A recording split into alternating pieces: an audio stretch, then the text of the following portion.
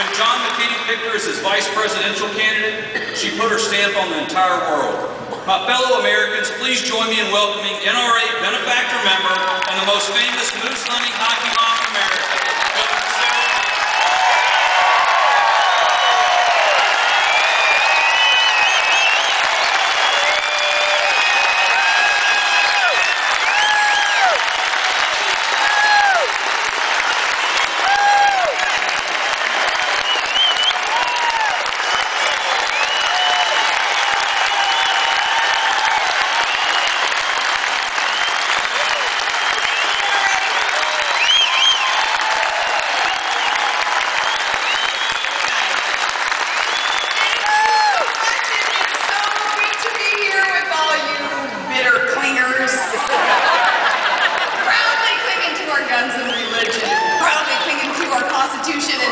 I was going to tell the tech guys, no need to load up the teleprompter. I got everything that I need on the palm of my hand.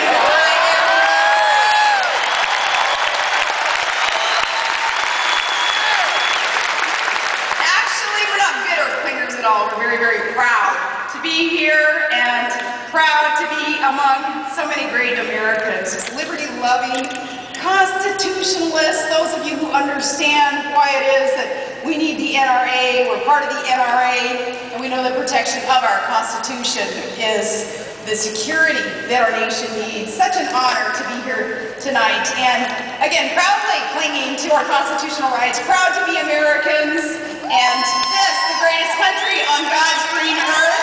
I know that you too, proud to be the NRA. I was hoping that Todd and the kids could come with me to this event. We meet up with Todd tonight in Arizona, but all the kids, they send their very best, even little Trig, and somebody heard me backstage talking about little Trig. I said, yeah, Trigger, he's going to be mentioning, you know, his nickname Trigger. They said, you named your kid after a gun? You take this NRA stuff pretty seriously, don't you? But Americans are so grateful for all that the NRA does, and NRA, the board members working so hard, the membership being so supportive, all the NRA does to protect our Second Amendment rights. And if you love your constitutional rights, if you love your freedom, then what we do is we remember to thank a vet. We remember to thank those who have served in the past or serving today in uniform. So I would ask, for all of you who have served in the United States military or proudly serving today, if you would stand up, we're going to salute you and we're going to thank you guys.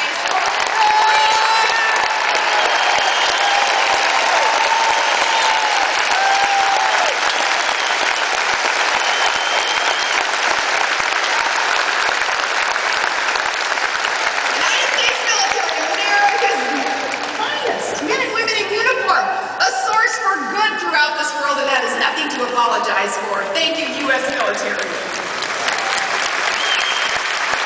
So I wanted to speak to you tonight to offer you greetings from the last frontier, where our men proudly use firearms, and our women do too. We do proudly cling to our constitutional rights up north, but there are others who have been watching this others targeting our state as a fundraising gimmick for their anti-Second Amendment, anti-hunting campaigns. And today I'd like to talk a little bit about those attacks on our hunting and subsistence lifestyle, but first I'm going to talk about the most basic attacks that we're seeing on our right to keep and bear arms for protection. These anti-Second Amendment activists, they set their sights on Alaska during the last election because my last year too serving as governor, I was the only candidate on either of the two major party tickets to be a member of the NRA. In fact, a proud lifetime member with an A+ rating. And that didn't sit very well with the delicate little ladies and gentlemen in the mainstream media. And they didn't know what to make of it. And I got my first taste of their agenda, some of these reporters' agenda, when I was asked during a campaign interview, this gal asked, isn't gun violence in America a health issue? Because we spend billions of dollars every year treating people who are hurt by gun violence. And kind of took me aback. You know how much patience I have with mainstream media, about this much patience. So of course, you know, I probably kind of flippantly answered something, sort of rolled my eyes, but you know, I was thinking at the time, well, we spend billions of dollars every year treating people who are victims of car accidents, and in fact, more people die from car accidents than they will from a gunshot. Is driving then a health issue? I suppose you could say just about anything is a health issue if you want. And I learned during that interview, because going on while I was giving this answer, that they had cut away, get a hold of this, that they had cut away from me giving this answer and cut to footage of a gunshot victim being carried away on a stretcher. Now, what was the purpose of that editorializing in what was supposedly an objective news story? What it was all about was emotionalism, and it was propaganda. They wanted people to conclude that guns lead to violent death. So they figured, let's show the victim of a violent crime while this NRA gun nut chick talks about upholding the Second Amendment. Kind of that vision that they wanted to portray, that visual. That's what they were doing. But there was a problem there with their reasoning.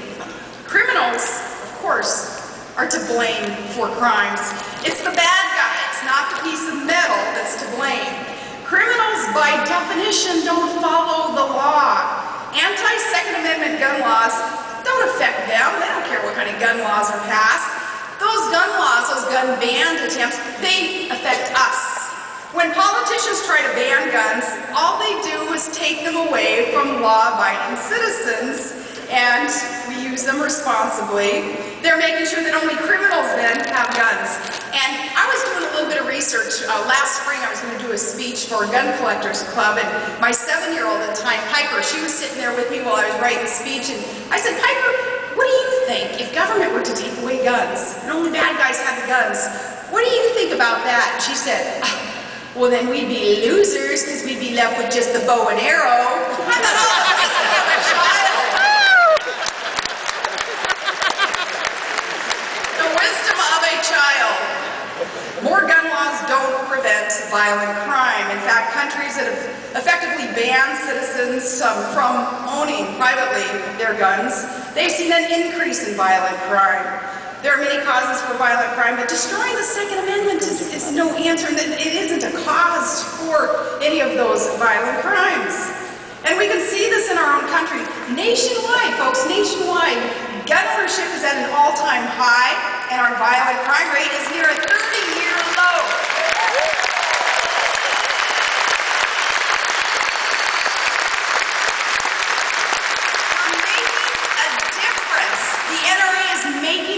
By telling the truth. We're making a difference by not imposing more gun laws, but by enforcing the existing ones. And that's just common sense. But the anti-gun groups, they don't deal with common sense. They deal with that emotionalism and propaganda, and they deal in lies. And they pound the bully pulpit every time a crazed lunatic goes on a shooting spree, which is always so extremely tragic. But they never publicize the many instances where a shooting spree was stopped because a good law-abiding citizen exercised his Second Amendment rights and stopped the criminal.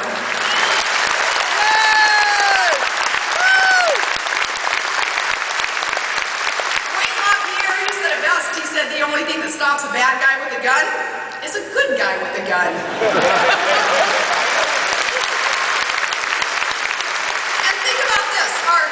Amendment rights, they are so important, especially to women and to minorities, because we know that the right to bear arms protects those who some want to perceive as being weaker, the weak from the strong, protected. It's like the old saying, God made men and women, and Colonel Cope made them equal. Because the fear of a strong, armed, law-abiding citizen is often enough to stop a crime. Criminals don't target people who can defend themselves. Again, that's common sense, and it's not the emotionalism of the anti-Constitution groups out there.